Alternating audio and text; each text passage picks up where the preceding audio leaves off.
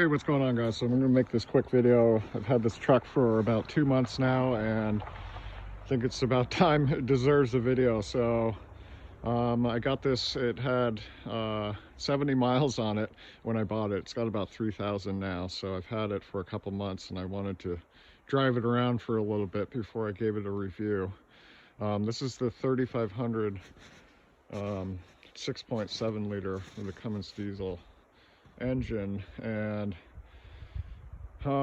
you know, I looked at all the other trucks, and here's the thing, like, I don't have any preference. You know, all of the trucks I've had, Ford, Chevys, GMCs, and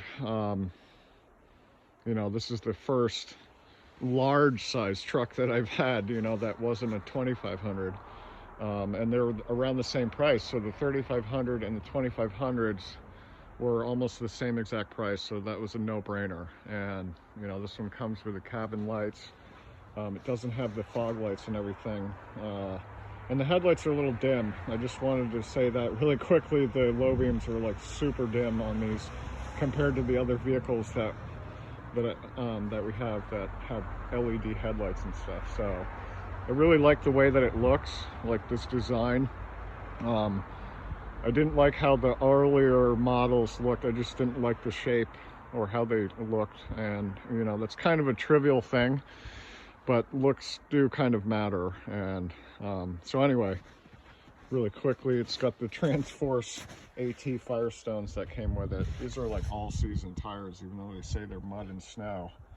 You guys know the difference between these tires and a set of real snow tires. So yep, covered with dirt and salt and stuff from the road. You know, this truck is a work vehicle, and it's black.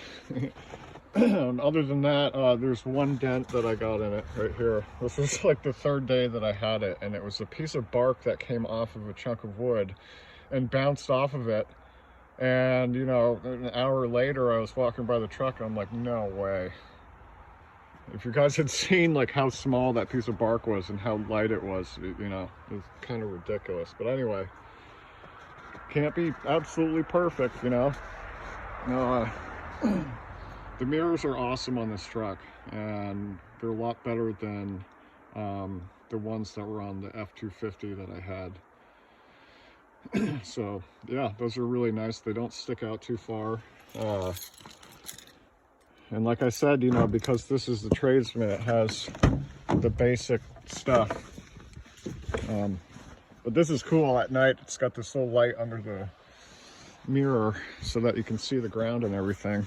It's kind of getting dark right now because it's getting towards evening and everything. But as you can see on the inside, it's pretty basic. That display has a lot of information in it. This is the standard, the small display for the Tradesman, and honestly, I don't really care. The other vehicles that I have are premium vehicles, and they have all of this stuff, you know, huge screens and everything, and I don't really need that.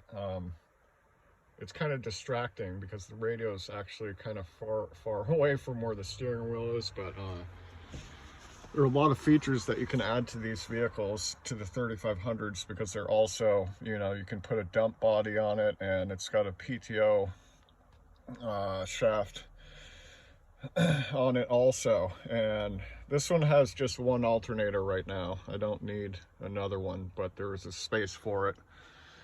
And it's pretty cool when this thing, when it's cold, like right now, it's about 15 degrees out, and if I started this thing right now, it detects that the cabin heating is on, and then the display in the center will say that it's detected the cabin heating, and it will raise the RPMs up to 1,000 RPMs so that it's not idling too low and you're not getting all kinds of soot from the exhaust and everything. So that was the other thing that was awesome. The other vehicles that I had didn't have a diesel exhaust brake, and I drive with it.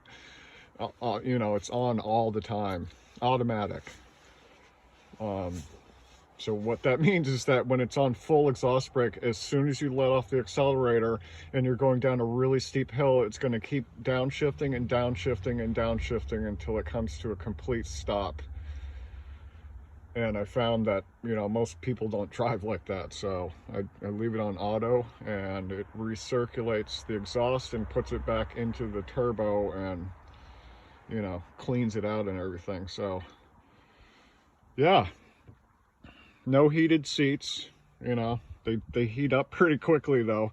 But I will say that it takes like a good 5 minutes or 6 or 7 minutes for this thing to get up to heat before I can actually drive it. So it definitely takes way longer to heat up the engine on this because it's so large. And I did do some research, you know, I looked around, and there is a big difference between the Power Stroke and the Allison transmission, and, you know, all the different diesel models that are out there, the different brands. And what I found was that the Dodge, these Cummins Diesels, have really long piston rods. They're much longer than the other brands, and in that sense, you get way more torque. So these are really well known for towing a lot of weight. Just like the Fords and Chevys, you know, I think the Ford, the same, you know, tier of model, the Fords are, I think, 500 horsepower and like 1,200 foot-pounds of torque, or 1,300 or something like that. So you just kind of have to look around. And this came with, you know, standard 2-inch hitch receiver, and, you know, it's set up with a tow package and everything. It's got this little footrest setup thing on it right here, which is awesome. But the only thing about this design is that when you're climbing up, this whole side of the truck right here with the light and everything is right in the way. And there's a wire that comes down. Okay, so you're climbing up this thing, but then you're stepping over this wire right here to get into the back. So it helps, and at the same time it's kind of inconvenient. More of a help than not, is what I'll say. So anyway, yeah, that's it. Comes with lights and everything, the, you know, the towing setup and all that.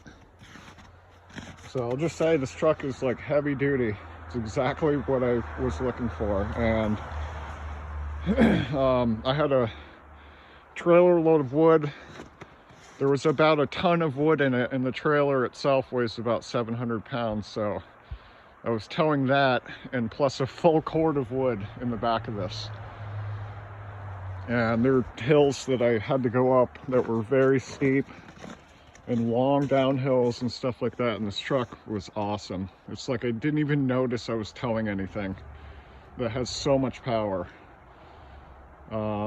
And so yeah, that's kind of how you have to break these things in too. You can't break them in by just driving them around.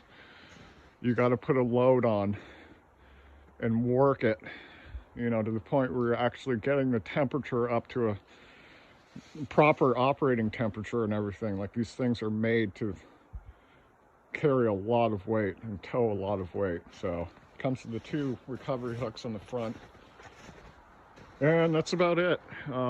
I'll probably make another video, but I just wanted to do it some service by making this short video and talking about it. So if you guys have any questions about the Tradesman series or whatever, let me know.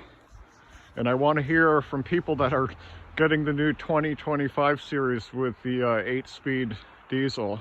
I'm really curious. So if anybody's gotten into one of those, you know, definitely mention something.